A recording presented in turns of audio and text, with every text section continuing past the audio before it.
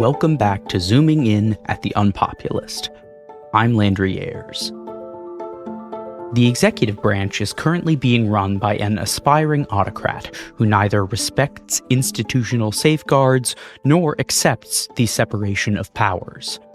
As part of his project to subsume all governmental authority under his control, he has empowered a tech billionaire to reshape and repurpose government agencies through what they've called the U.S. Department of Government Efficiency, or DOGE, so that those agencies and their information can be weaponized for his purposes. To explain how all of this is unfolding, Zooming In host Aaron Ross Powell sits down with Julian Sanchez and Noah Kunin, the co-hosts of Watch Cats, a new podcast dedicated to critically covering DOGE. They discuss what DOGE actually is and what it's doing, and assess what its impact is likely to be on future attempts to pursue government reforms. We hope you enjoy.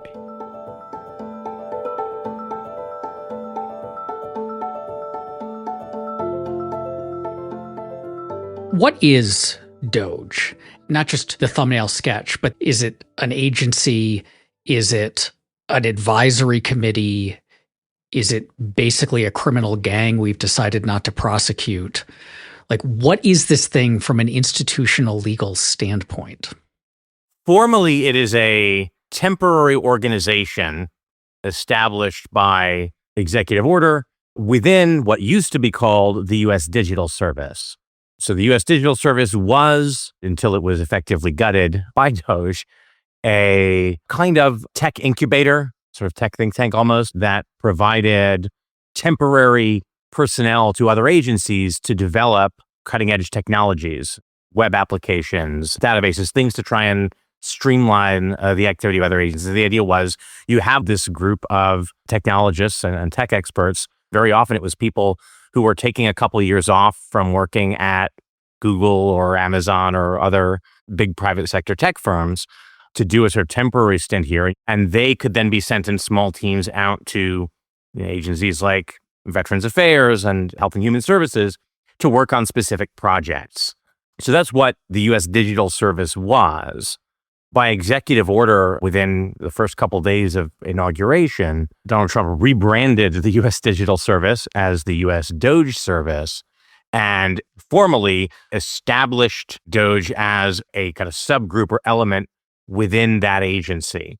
But it also operates a little bit like USDS initially did, in that it has farmed out a series of teams who are DOGE staff, but are in many cases now employees of the agencies in which they're installed. And it's more than that. I mean, in fact, the nominal acting head of USAID, the foreign aid entity that has been also effectively gutted, is a lawyer who was a DOGE staffer and is now formally running that agency. Yeah, like most organizations, especially very large organizations, very rarely is anything a monolith.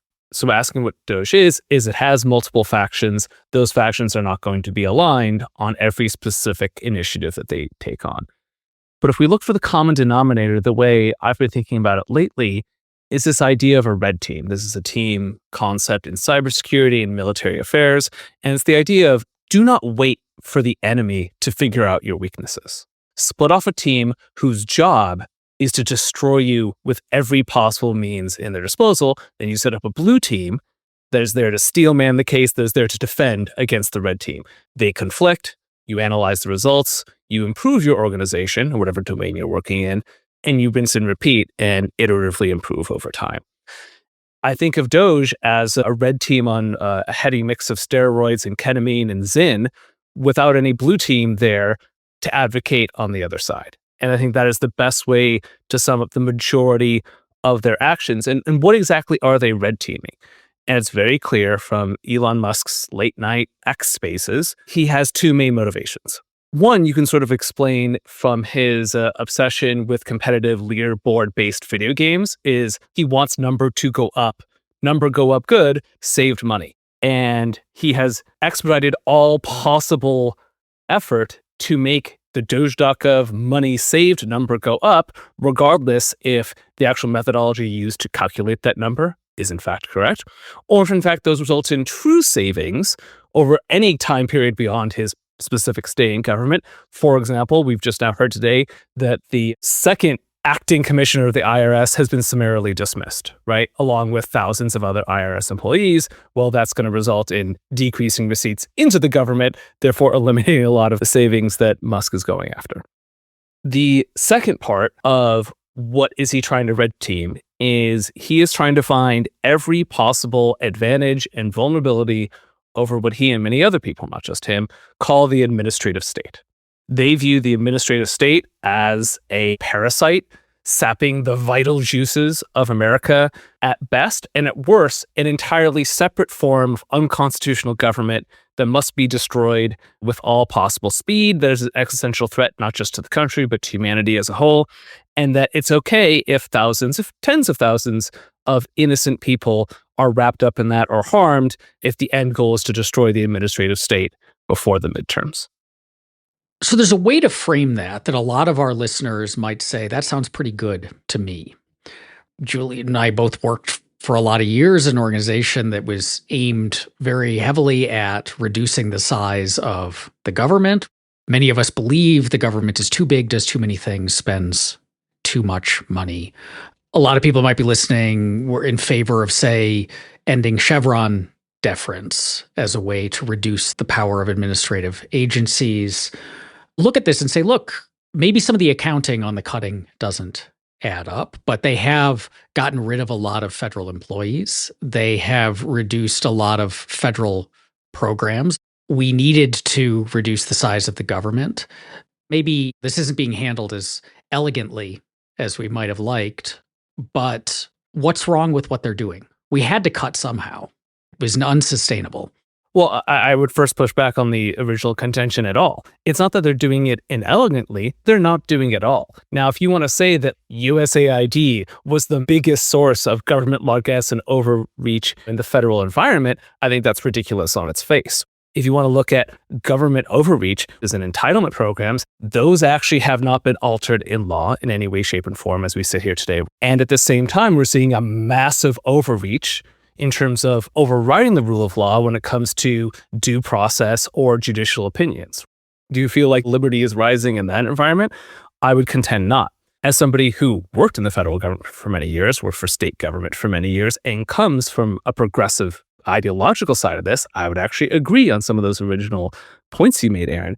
And I would just point at literally nothing on even my top 10 list of egregious bloat in government has been touched whatsoever. And in fact, in many cases, the people fired were the best people you would have worked with in order to actually target those things.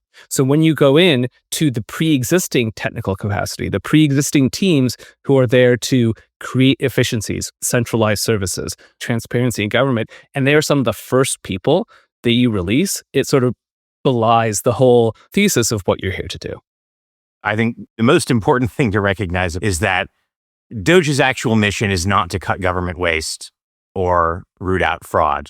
If you are paying close attention to how they're operating, that is obviously not what they're actually attempting to do. No sane person would operate in the way that they're operating and prioritize the things they're prioritizing if the real goal was to cut government and reduce waste. In the sort of scheme of the federal budget, the things they are cutting are trivial. It would not be a great idea, but you could fire the entire federal workforce and it would be like 1% of federal outlays. It's just a trivial fraction of the total federal budget. You would also probably do it a lot more thoughtfully than they are. You would do it in a way that meaningfully tries to look at what different elements of the government are doing and figure out who the lowest performers are and target those and figure out what is the actual number of people we need for this. So a couple you could say. One is, if you really meaningfully want to reduce federal outlays, the things they're doing are tinkering at the edges in a way that is frankly not important. You would focus on defense, on health spending, and on entitlements, primarily Social Security. That is where the money is actually going. All this other stuff is sort of secondary. And additionally, you would be a lot more thoughtful about whether the things you are cutting represent real long-term savings, and also secondarily, whether you are cutting things that are genuinely not things the government ought to be doing. So, for example, we've talked to a bunch of former USDS people who have either been fired or resigned because it was clear that that was in the offing. And they were working on things like improving the algorithm that the Health and Human Services uses to prioritize organs. So every day people die on the organ donor waiting list, and organs that could have been transplanted go to waste. They were trying to improve the algorithm that tries to match viable organs to patients and figure out, are they going to die without it soon enough that this is where that organ should go. I'm pretty libertarian, but that seems like a valid function. We talked to someone who was working on an outbreak tracker for the Centers for Disease Control. So if there's a series of, let's say, cases of food poisoning showing up in a cluster that hospitals are reporting, does the agency look at that and detect whether there is some sort of food contamination and, something needs to be done to address that before more people become ill, or, a viral contagion. Even with a pretty restrictive view of what legitimate functions of government are, those things sound to me like legitimate functions of government. And more broadly, you want to look at, is this a cut that is a long-term savings? No one loves the IRS, but you are not on net saving money if you make cuts that reduce the legitimate tax revenue you're taking in, so that you've saved money on salaries, but now you're collecting less in taxes. Maybe you also think taxes should be lower, but that's separate from the question of whatever the tax rate is, should those taxes be collected, right? It's very easy to save money if you do not care about the long term, right? You say, oh, I've got a car, I have to fill it with gas, I have to pay insurance. I could save a bunch of money by selling my car and not having to pay car insurance anymore. Well, if I need that car to get to my place of work, this is not a net benefit to my financial position. And nothing they're doing really bespeaks an attempt to make these kinds of decisions in an intelligent way that says what is going to put the government in the long term in a better financial position.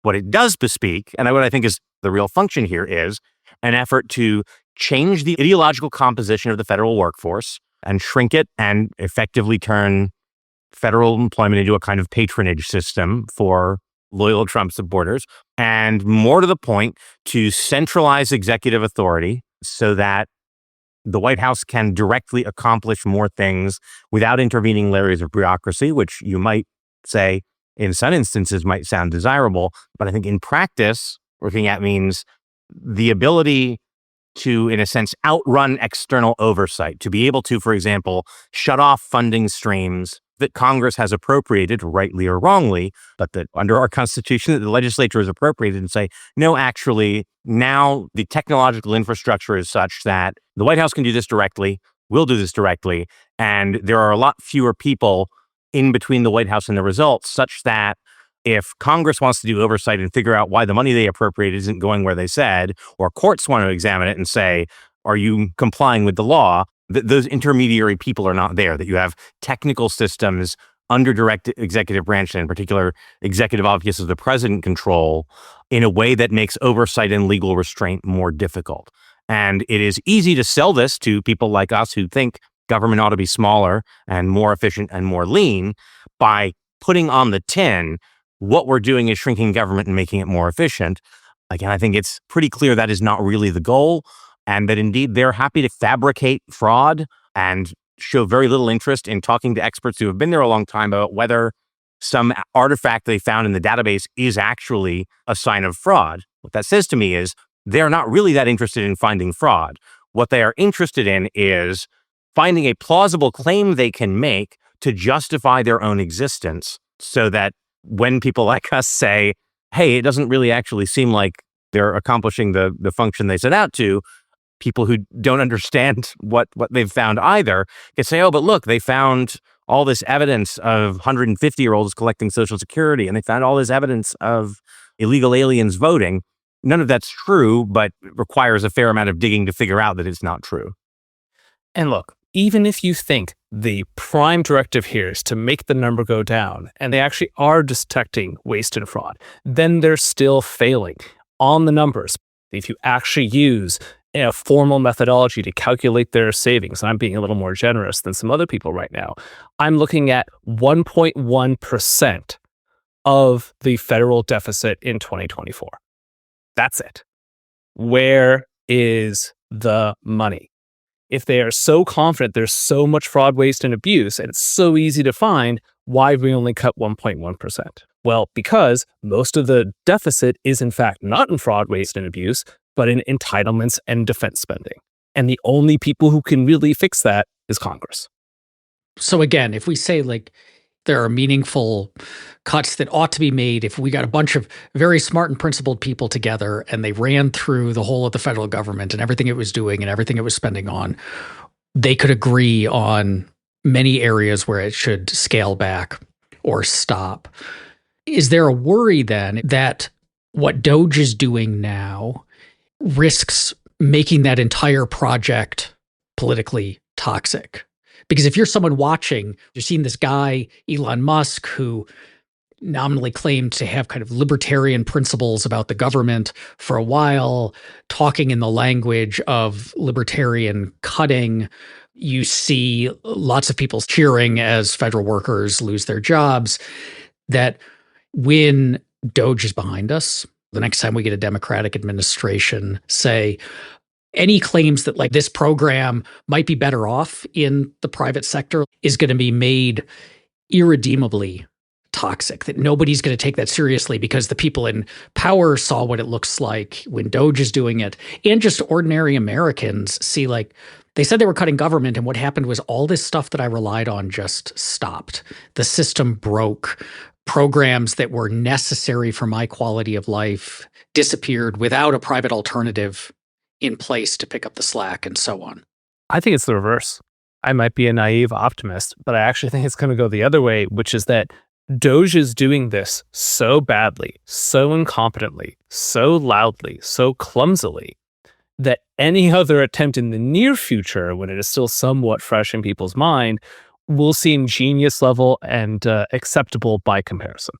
I am more worried than Noah is about that. I mean, one of the things very early on that I found myself thinking, and I'm sure I said this too, Noah, is the fact that they are using rhetoric that sounds like things I believe makes me very worried that they are going to make those ideas toxic for a generation, even though that rhetoric is being used largely as a fig leaf for other goals. But, you know, if you think this is what it looks like, or this is what happens when people who say, hey, government ought to be smaller and function more efficiently, get the ability to implement that idea, a lot of people are very reasonably going to look at those results, especially as the kind of the concrete impacts of that are felt, and say, oh, well, if that's what happens when you let people who say they want to shrink government and make it leaner get into power, I don't want anything to do with anyone who's saying that that's what they want to do.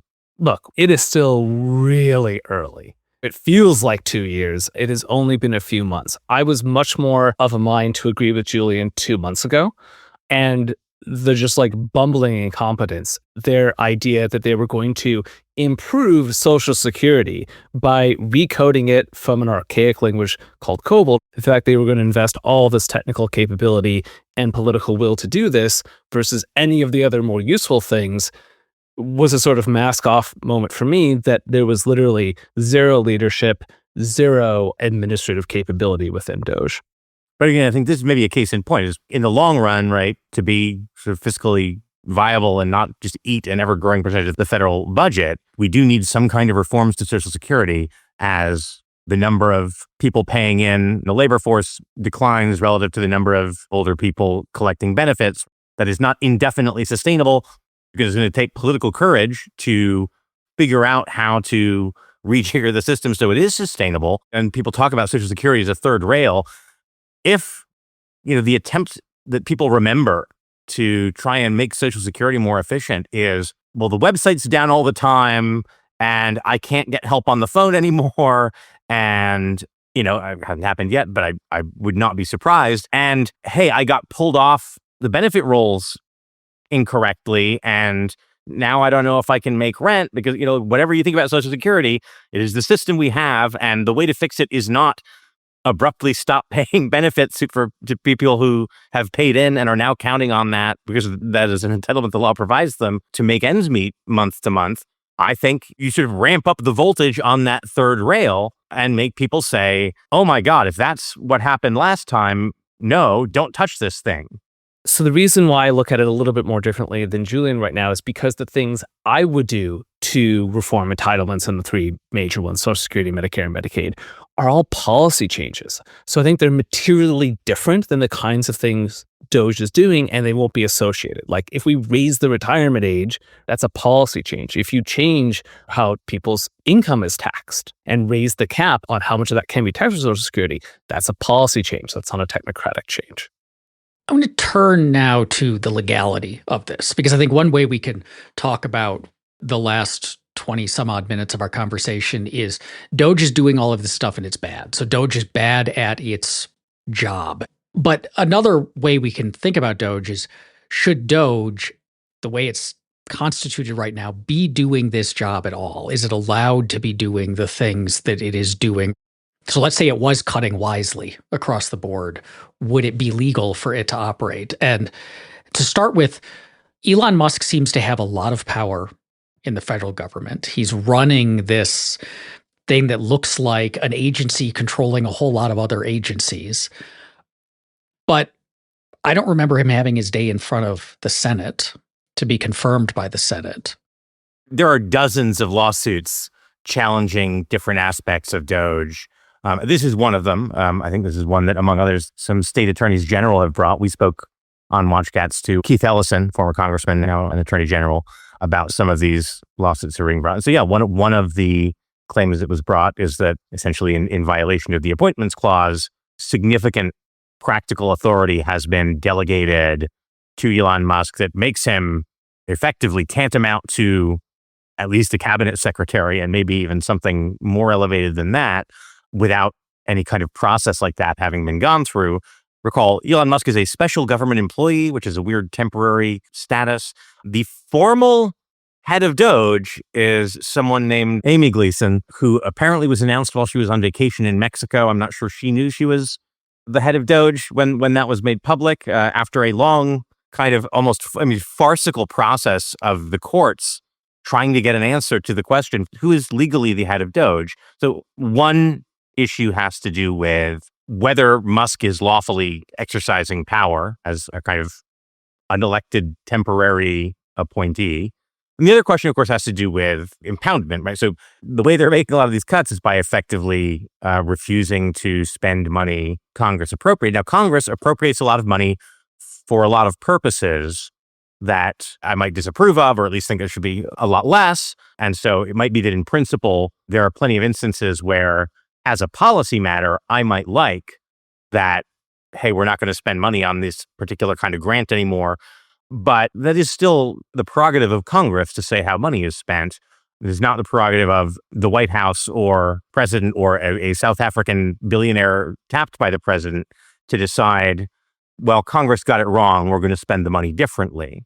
We don't care that a statute was passed and signed into law saying this is how these funds are going to be dispersed. And that is effectively how they're doing it. And I should note, one of the other functions of DOGE is that there are individual Republican legislators who played a role in assigning some of that funding, and they don't want their funding cut. And so, Musk has talked about establishing a hotline so that if you are a friendly senator, a legislator in the good books of the White House, at least, you can call up and ensure that the funding that you care about is restored. But the funding that was statutorily approved, but the people who care about it are not allies of the White House, they cannot count on that having that restored. That places entirely too much power in the executive in a way that is, of course, at odds with our constitutional order. So that's a second legal problem. And a third legal problem has to do with federal privacy statutes. A big, big part of what DOGE is doing, and this falls into the bucket of centralizing and consolidating power within the executive branch, often in a way that might make it easier to abuse that power, trying to consolidate federal databases, often containing very sensitive personal information about ordinary citizens, about federal workers, and taking information that had been deliberately siloed and making it intra-accessible, creating a set of master APIs that will let people like Musk and Trump combine and analyze data across a lot of different databases. And we see, some of how they intend to do that now, which is, if looking across these different databases, we think you're in the country illegally or maybe legally, but we don't like you. We've seen people have their visas revoked for writing op-eds that the administration disapproved of. people who are here with green cards or who are here on lawful student visas find their status revoked. Well, it makes it a lot easier to target people. This is why in the 1970s, we passed legislation limiting the way data can be used. If you collect data for tax purposes, you're not supposed to use it for other purposes. If you collect data for Social Security purposes or for immigration purposes, that is not, with specified exceptions, supposed to be used in a different way. But what we're seeing is a kind of consolidation of data, in part to try and identify either illegal migrants or in some cases legal migrants who, for whatever reason, the administration is unhappy with. And, for example, cut off their access to the Social Security system, not to benefits necessarily, but just to cancel their Social Security number as though they were dead. If suddenly your Social Security number is invalid, makes it difficult to do a whole lot of other things in American society. Given how we've seen DOGE operating just within the federal workforce, asking people questions about how do you feel about DOGE? How do you feel about Trump? How kind of loyal are you in positions that have traditionally been apolitical and, not required you to be a Republican or a member of the president's party to work in that federal employment position? I don't think it's a stretch to imagine the use of consolidated databases to say, all right, people who have donated money, as shows up on their IRS forms, to progressive causes or pro-immigration causes or pro-Palestinian causes, they're not eligible for federal jobs. They'll be disfavored for federal grants. That kind of data consolidation is very likely to be used in ways like that. Again, we don't have to kind of look at hypotheticals. We just have to look at the things they're actually currently doing. And it is that kind of use of the information that caused Congress in the 70s and then again in the early 21st century to establish statutory barriers meant to prevent that kind of consolidation, that kind of access, that kind of repurposing. So it's three buckets of legal problems with DOGE. Let me add some comments on each of those buckets, and I'll do so by first distilling how DOGE currently works and then steelmanning their argument a little bit. You'll see just how well I think of their steelman argument because I'll open it up with an allusion to the Nazis, which is that it's a bizarro version of the I was just following orders argument, except mirror reflected. So the way they're getting away with it is saying, whoa, look, I didn't write the memo. I didn't sign the order. I didn't push the button. All we did was advise the departmental and agency heads, which have gone through the Senate, which have gone through all the legal procedures, which have gone through all the background checks. We just internally advised them to do it, and they did it.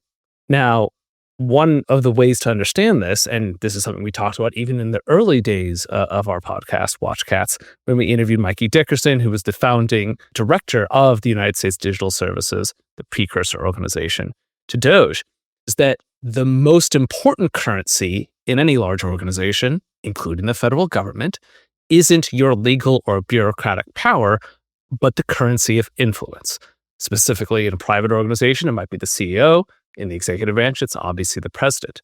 Merely the access of the director of USDS, now the superpowered version, that being DOGE, the level of access that person has to the president's chief of staff or the president themselves is what gives them power to tell the agency or departmental heads to get in line or to fall on their sword or to do the thing. And so this is the flowchart of how it works. DOGE developers will go in, extract insane amounts of data, sometimes also sending it to Russia, as we've seen this week. And they will come to some wild conclusions about that data. Sometimes it'll be right because any stochastic process is sometimes right, and oftentimes it'll be wrong. That goes up to Elon Musk. He decides how he feels about it. He tells an agency head to do something. They either do it or they don't. He goes and whines about it to the president or the president's chief of staff, and then they make that person do it. Now, the legal argument against that, as refined as it might be, is if it looks like a duck, quacks like a duck, hey, it's a duck. If he is acting like an agency head, not just an agency head, but a super agency head, a head of multiple agencies, deciding if certain agencies or entire branches of agencies should or should not exist unilaterally, regardless of their congressional existence or justification, well, then he is one. And that argument might go quite far. On the privacy side, one thing I would add here is one of the arguments they're going to make is some of the more restrictive privacy requirements is tied to language about the granting of a benefit. This is a sort of flaw in the original Privacy Act and something people have complained about both in and out of government many times, which is the important thing might not always be the provision of the benefit, but the withdrawal or dissolution of the benefit. So perhaps all this will result in a better Privacy Act for future generations, and we'll see how much that argument actually gets purchased in the courts to begin with. One of the other kinds of arguments goes something like this. Yeah, they're doing a lot of bad stuff, but the kind of hyperbolic concern about DOGE to the point of saying, like, nothing about this is good, no one should be involved in this, it's all rotten, is the courts are going to stop the unconstitutional stuff. They're going to roll back. Like they may be breaking some laws, but we have the courts. The courts will tell them to stop doing it. So the only parts of what DOGE is doing that will stick are the parts that were legal, that don't get overturned in some way. And so therefore, stop freaking out about it and just focus on trying to maximize the good stuff or the legal stuff that they're doing, because the rest of it will get taken care of. But that argument seems to run into real problems with, say, some of the privacy concerns that you're mentioning. We get these leaks. We get whistleblower reports like the one earlier this week that showed the spike in data going out and the attempts that looked like they were coming in from Russia using immediately valid logins and passwords, and all sorts of other really scary stuff, like they're turning off logging and so on. We're only finding out about that because there was whistleblower, right? So who knows how many other things like this are happening that we're not aware of. All of that stuff can do extraordinary damage. If that data is out in the world, that data is out in the world. And if the Supreme Court rules they shouldn't have done this, they can't ask all of those actors for the data back. Or if that data is used to find more people to ship off to El Salvador, even if those people come back, they've spent some period of time in a torture prison. So the courts can roll back some of it, but they're doing grave damage right now. Yeah, really important thing for your audience to understand. I'm talking 99% of them are intensely, almost like diagnosable risk adverse. By the time somebody in the federal government blows the whistle on something, you should assume it has happened anywhere from 10 to 10,000 times already. I have never read an Inspector General report, a Government Accountability Office report, never once where it was like, hey, and the first time it happened, it was immediately sent to a whistleblower case. That just has never happened. Do not assume it is happening here. So yes, to your point, the Privacy Act stuff or privacy writ large stuff has to do about our national security. That's there not just to protect individual rights, but also to protect us as a nation. And the problem with concentrating power, even when you get increased efficiency and effectiveness out of it, which we're not getting, is that the trade-off is if something collapses with the centralized power, the centralized system, the centralized process, the blast radius is that much bigger.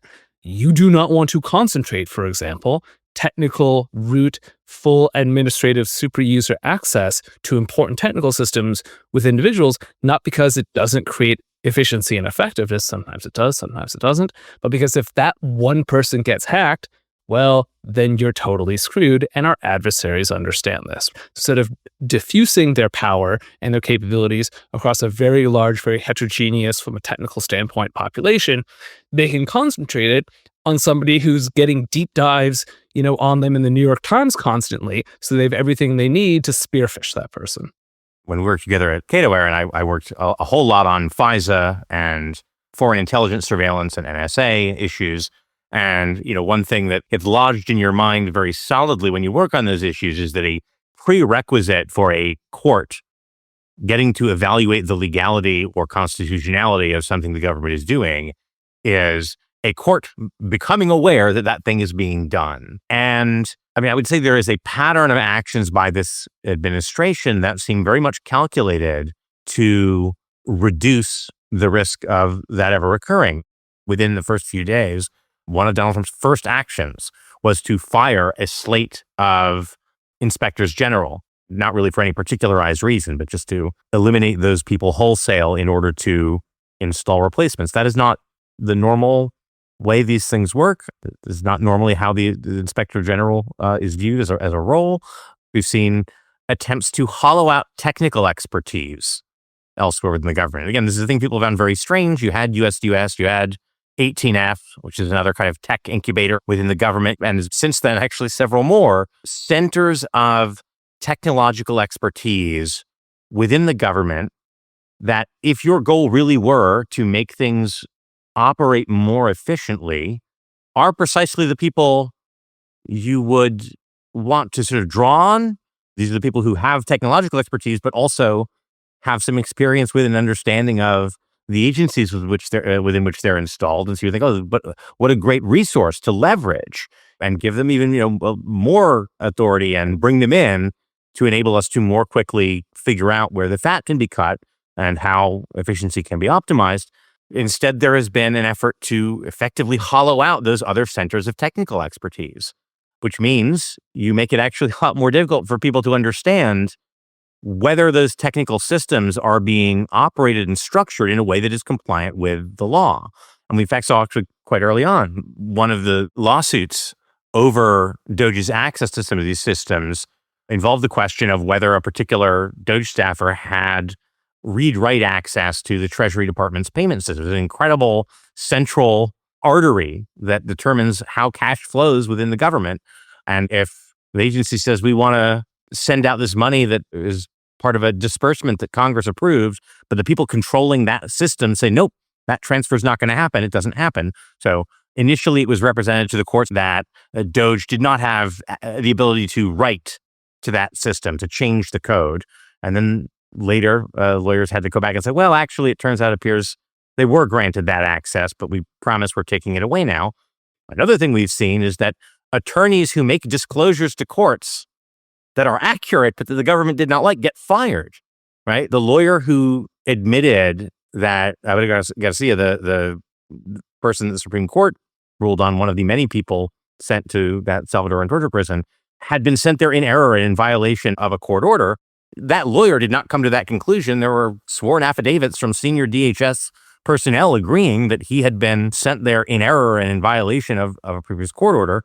The person who made that accurate admission was put on leave and later fired and described as a saboteur. So there's a pattern of conduct kind of across this administration that, again, if it looks like a duck, it quacks like a duck, that seems to be calculated to hollow out the technical expertise that is required to understand how the technical systems DOGE is building are operating and whether they're operating legally, to hollow out the oversight mechanisms that exist to identify misconduct or illegal conduct within government, and to frankly discipline the people within government who are responsible for making accurate representations to the court. And of course, on top of that, at least so far, this administration has shown a kind of shocking willingness to simply choose not to comply with court orders it decides it doesn't like. So that combination of facts makes me not particularly sanguine about the ability of normally very slow-moving courts to police the legality of very, very rapid changes that DOGE is making. What happens after DOGE, given all of this? So let's say that at the tail end of 2026, we get massive swings. The Democrats take back both houses, have some oversight, are able to shut it down. Or let's say in 2028, we get Democratic victories across the country. In both cases, Elon Musk is no longer running this thing called DOGE, and this thing called DOGE ceases to exist. How much of what we've seen comes back? Like how much we've seen cut, how much of this gets undone, and how much of it is permanent? Julian, you mentioned impoundment. Congress has not reduced the spending. It has not changed the statutes granting these agencies certain powers or telling them to do certain things and then allocating certain amounts of funds to them to do that. It's just that the federal government is basically deciding not to spend that money anymore, not to give the money to the agencies it's been tasked to give them to. But that means that money is still there. It still is allocated. It still is appropriated. So Democrats could step back in and just say, okay, NIH had its budget reduced by this amount, or it stopped receiving this amount in checks each month. We're just going to turn those checks back on. So like looking ahead, there's a lot of damage happening right now. But if DOGE were to end, how much of this damage is undoable? How much will be just immediately shifted back? And how much is like permanent, that we've kind of done unredeemable, unfixable long-term damage? What's permanent, I think, is the normative change. I say this a lot because it's so true. Most of what you think is a law is a regulation. Most of the regulations you think of aren't regulations, they're administrative actions. Most administrative actions are really just like policy papers of a particular agency, and most policy papers are just like groupthink within an agency. And so when you blow up the norms constraining government action, it is very difficult to impossible to put them back together again. We have not seen that in the modern government. That is to say, the modern government FDR made. FDR unilaterally, for example, decided the Social Security number was going to be the numeric identifier for all humans in the United States. Congress didn't decide that. FDR decided that via executive order. No one ever agreed to it. Many people have objected to it. It is still practically, in all regards, the rule as we see it today in 2025. So when you break a norm in the federal government, it is very hard to put it back together again. I've in fact never seen it happen, which is why even if you are somebody who agreed with the original conception of DOGE as articulated in the opinion papers by Musk and Vivek Ramaswamy last year, this is kind of the worst possible scenario for you. Anything short of complete victory is a massive problem for you, because when power flips again, are these people going to disassemble these structures? Are they going to disconnect the massive databases which allow them better purview into the functioning of the civilian government? Did Obama disassemble massive parts of the surveillance state? I don't think so. It seems implausible to me that that is going to happen. So if you don't utterly obliterate the opposite side, all you're doing is building a better machine for them to use to their own ends in the future. In a way, I think DOGE is kind of morphing into what Donald Trump might call a deep state. The formal head of USAID is someone who was a DOGE staffer and now is running the show, right? There are a bunch of cases where the kind of formal or acting head of some government agency is now someone who was initially attached to DOGE and is still in effect kind of attached to DOGE. One of the things that worries me is that so much has been done so quickly and with kind of dubious legality or just illegally, that the question then becomes, well, okay, can you undo it as quickly while clearly kind of adhering to law and doing it with a kind of appropriate process? Probably not. If you're willing to break or at the very least severely bend the law, you can move very quickly. So then the question becomes, okay, if power changes hands and you have these agencies fully kind of infiltrated by cronies, running systems architected by the DOGE team and operating in a particular way, can you undo that without using the same methods to achieve the same speed? And if the answer is no, I think there's a really unfortunate situation where either you just normalize permanently ignoring those rules. Maybe that would be the worst scenario almost. Or you kind of have to reconcile yourself to the idea that what this administration did in a matter of months is going to take years to undo if you care about following the rules. And in some cases, if you effectively destroy an entire agency that in hindsight, we might say, I'm not sure it was a great idea to get rid of this. You can fire 10,000 people pretty quickly. If you decide, gosh, that was a mistake, we ought to rehire them. Well, that takes a hell of a lot longer.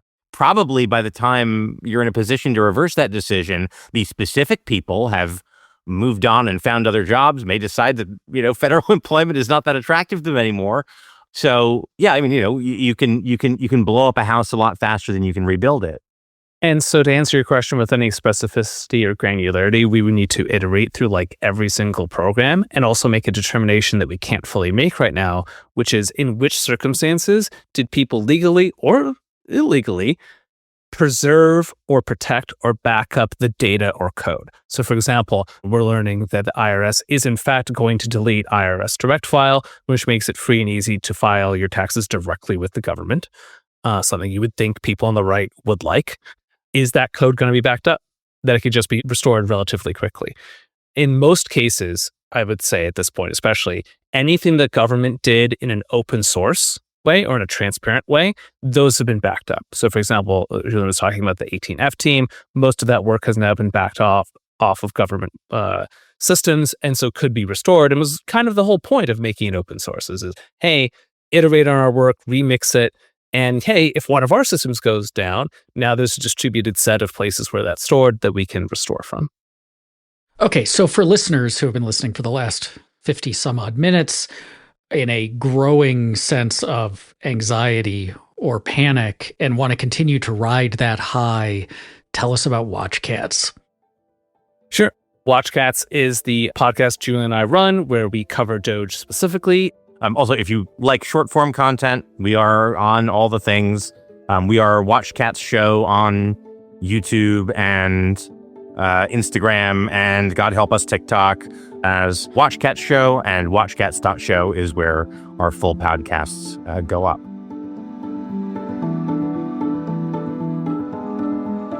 Thank you for listening to Zooming In, a project of the UnPopulist.